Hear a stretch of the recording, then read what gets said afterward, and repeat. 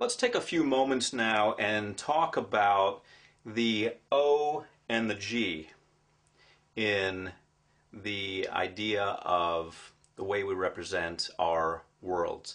So far, we've been focusing very heavily on the V, A, and K, visual, auditory, and kinesthetic. But I want you to realize that we also have olfactory, that's the O, and gustatory, that's the G. So let's take a look at those sometimes overlooked senses that we have. Actually, olfactory is a very powerful sense. When we smell something, it bypasses the hypothalamus, goes right to the deepest parts of our brain. So it's actually a very powerful sense. So when you smell something, it can take you back. And you've probably noticed this over and over again. When you smell a perfume or a cologne, it reminds you of somebody. When you smell coffee, you start to think of breakfast time. When you smell bacon and eggs, you think of breakfast time. When you smell certain things, they put you in touch with memories that are very powerful indeed. So I want you to realize that when you're working with clients, it can be just as powerful or even more powerful to involve these senses as well. In NLP, sometimes we get caught up in talking about the V, A, and K, visual, auditory, and kinesthetic. But I just want you to realize that we need to pay some honor to these two senses because they are very powerful. Let's talk about the sense of taste. Some people are very tuned into their sense of taste, and especially when you're working with a weight loss client, they're going to be very tuned in to the tastes of things. And I find that what goes hand in hand with taste is often a kinesthetic person. Kinesthetic people, for whatever reason, happen to be overweight in many cases, at least that's my experience, and I believe it's because, as I've said, they really enjoy the feelings of food, the physical feeling, there's texture to it, and there's motion involved and so forth, and for them there's also emotion involved. So a lot of times when you have a kinesthetic person, you also have a person who's very gustatory, very much into the taste of something.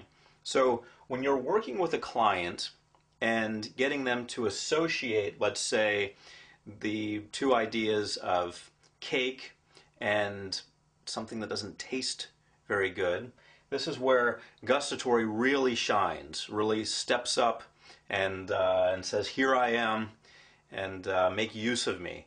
So gustatory comes into play strongly when working with people who are interested in losing weight. So don't overlook it. Also, when working with smokers, I want you to make sure that you're in tune with that, because smokers have although their taste buds are diminished because of smoking, unfortunately, they do have a strong relationship with taste, with whatever taste they have left over. They strongly relate to it. There's a taste going on in their mouths, a taste of the nicotine. And there's also a taste that they can associate something negative with, perhaps Brussels sprouts or broccoli or whatever they don't like, liver, I don't know. So you can create an association in their minds between these two tastes. You can set in their minds cigarettes to being equal to whatever it is they don't like, spinach, broccoli, Brussels sprouts, whatever it is that they find disgusting. For me, it's cottage cheese or raw tomatoes. Those are the things that I really don't care for, and I also don't care that I don't care for them. I don't want to like them, and that's okay. And keep that in mind too. If you try to fix everyone because you think that they want to change, they may not want to change. Sometimes we want to hold on to something, and that's okay. Sometimes we want to stay a certain way, and that's okay.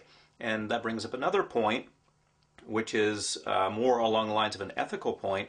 Sometimes, like it or not, people just don't want to stop smoking. Although I served on the board of directors of the Los Angeles chapter of the American Lung Association, and I had an office in Beverly Hills where I was helping physicians with their patients who wouldn't stop smoking before surgery. They'd send them over and I'd get them to stop smoking so they could be okay with surgery, because apparently going into surgery as a smoker is a big problem, a big challenge.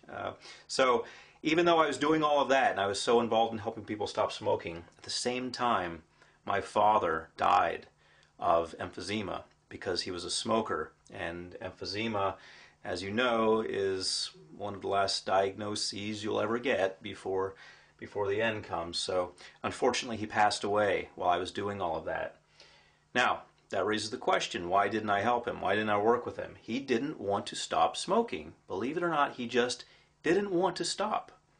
So there I was with all the power in the world to make him stop smoking, but he didn't want to stop smoking. He told me that he didn't want to use hypnosis, he didn't want to use NLP, he didn't want to use anything. He didn't want to actually stop smoking. So forcing your will on someone, no matter what the situation, is unethical.